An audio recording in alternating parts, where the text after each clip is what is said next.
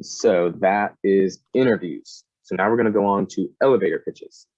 And so these essentially are statements that describe who you are professionally, and you give them in the time it takes for an elevator ride. Hence the name elevator pitch. So the idea behind these is that you get into an elevator with the CEO of the company you work for, or the CEO of the company you want to work for. And you're going up to the sixth floor together, and you're the only two in the elevator, and you have 60 seconds or less to tell them everything about you and why they should give you a job or why they should move you up in the company, something like that. And so you want to have this statement prepared, ready to go, so you can take advantage of that 60 seconds and get the most out of it that you can. These are great to use for networking events, for chance encounters where you meet someone like the elevator ride.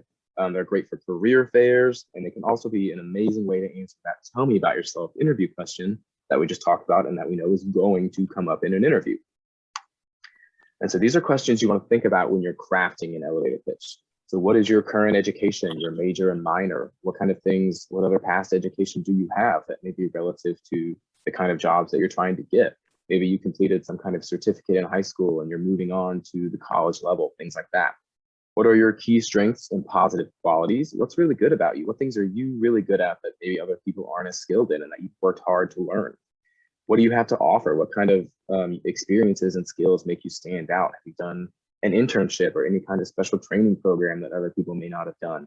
What kind of unique contributions can you make? What makes you different than someone else? Why are you interested in that role, company, and industry? You want to make sure that you're doing some research into the people that you're going to be talking to, so you know a little bit about why they stand out to you specifically. And then what are you interested in, or what kind of work do you want to do? These are really tailored to individual people that you're talking to, and you really want to talk about how they can help you and how you can help them. So you kind of write an elevator pitch in this specific way. You want to talk about the present first, then you're going to talk about the past, then you're going to finish your statement by talking about the future. And so when you're talking about the present, this is when you're sharing with that individual or that employer or that group of people that you're networking with all the great things that you're currently doing, the skills that you're currently learning, the work that you're doing, the experiences that you're currently getting. And you can add info about any kind of, extracurricular activities you may be taking part in, any clubs or volunteer experiences that you've got. And so the example we're going to use is from a made-up Ivy Tech student named Jane Ivy. And so for her present statement in her elevator pitch, she says, "Hi, my name is Jane Ivy, and I am currently studying supply chain and logistics at Ivy Tech Community College. Outside of the classroom, I'm engaged with the Association for Supply Chain Management, where I share presentations with K through 12 students to inspire the next generation of supply chain professionals." And that's supposed to be K through 12. Sorry about the typo, everyone. So in just these two sentences, she told me what she's currently working on. She's in school at Ivy Tech studying supply chain and logistics. And she also told me about an organization that she's involved in where she gets to go and do presentations for children. So this shows me that she is passionate about supply chain because she took the time to join an outside organization that's not required for her through school. And it also shows me that she has experience working with, younger children, doing presentations, working in front of groups. So she gave me a lot more information when I read between the lines and look at the context of what she just told me in those two sentences. So then we move on to covering the past. So this is where you want to include experiences and skills, training, education that you've already completed that really will make you stand out in the past. You have a unique mission trip or a unique vacation that you took where you learned a lot about a new culture. Do you have any kind of past education or certificates that other people applying may not have that you can use as additional skills in the current position you're looking for?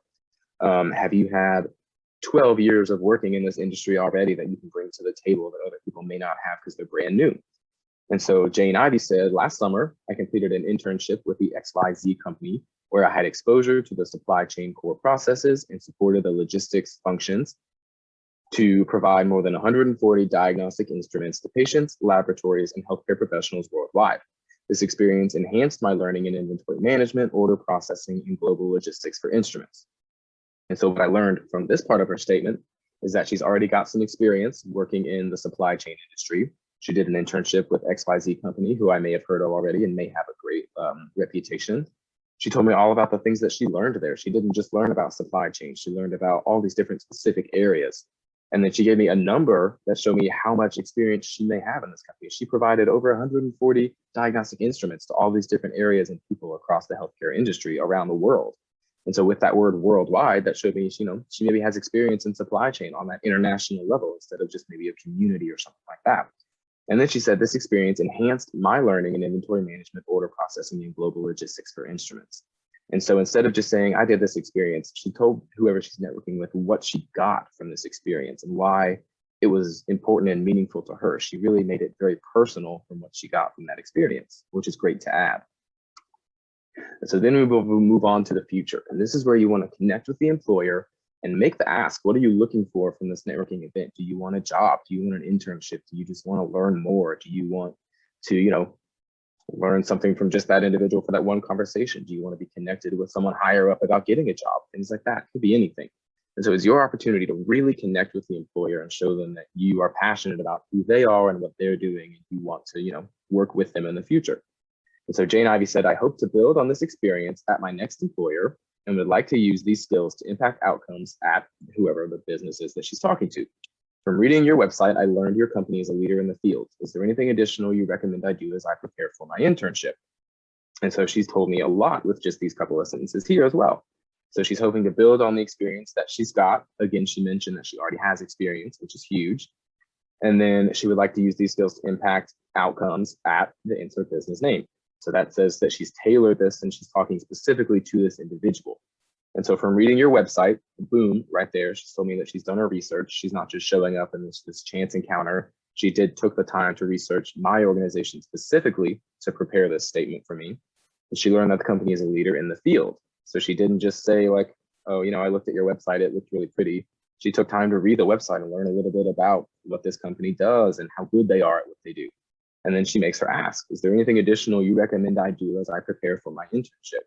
Ending your elevator pitch with a question like this, especially in a networking event, you may not want to do that when you're answering an interview question, like for the tell me about yourself question. But ending your statement with a question of your own allows you to keep the conversation going.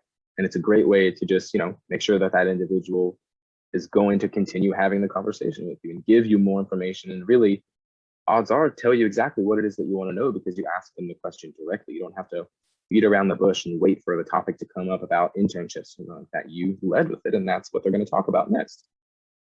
So here's the completed elevator pitch, and I won't read the whole thing to you because we just read each piece, but reading all of this all together is going to take me around a minute or less. And so it's the perfect amount for an elevator pitch. And I learned so much about Jane Ivey just in the time that it takes for her to read these 3 little paragraphs here. And so what you want to do is tailor each of these to each conversation that you've got. If you go to a career fair, there will be a list available of who all is going to be at that career fair. Find out which companies you really want to talk to. Do some research about who they are, what they do. Maybe find out who the representative is going to be. Maybe you can connect with them with some kind of activity that you both enjoy, something like that. And you want to practice these a lot too. Don't just write it down and be like, all right, I'm done. Practice saying it in the mirror. If there's any areas that you struggle with and you maybe say a lot of ums or something like that, go through it a few times, get it practiced. The important thing is to make sure that you've got it memorized enough to sound natural, but you don't want to sound like a robot. I wouldn't want to go to an elevator pitch and say, hi, my name is Jane Ivey. I'm currently studying supply chain logistics at Ivy Tech Community College. Outside the classroom, I'm blah, blah, blah, blah, blah. 1, that was way too fast. Nobody's going to hear what you're saying. 2, you want to make sure that you don't sound like someone who just wrote this down and practiced it in the bathroom 10 times and came out here ready to go. You want it to sound natural, conversational, but you want to make sure that you remember each of the pieces that are important for you to tell that individual. And so tips for your elevator pitch, you always want to make sure that you can connect with the employer or even the individual if you can. It's going to help you stand out. Because at a career fair, odds are they're going to meet lots of people on that day, and you want to make sure that they remember something about you as an individual, not just a piece of paper or a resume.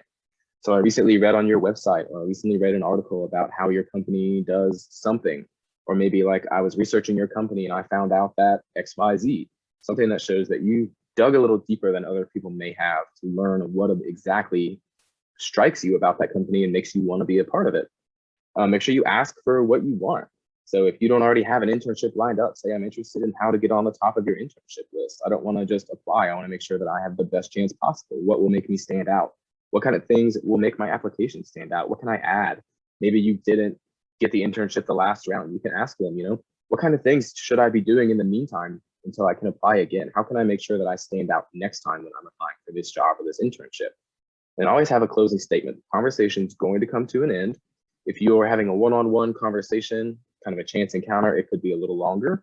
If you're at a career fair, there could be someone else coming up and you'll have to move on to your next person, and so will that individual.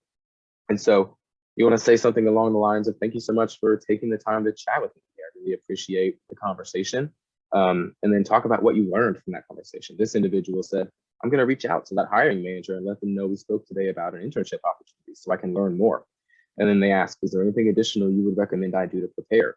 So when I reach out to get that application, what should I include when I actually apply for that internship? What kind of things that will make me stand out the most?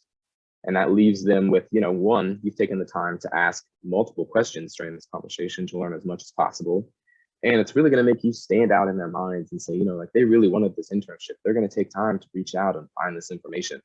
And also it's going to give you the opportunity to find out who the hiring manager is from this individual, so you know the right person to reach out to and ask your questions.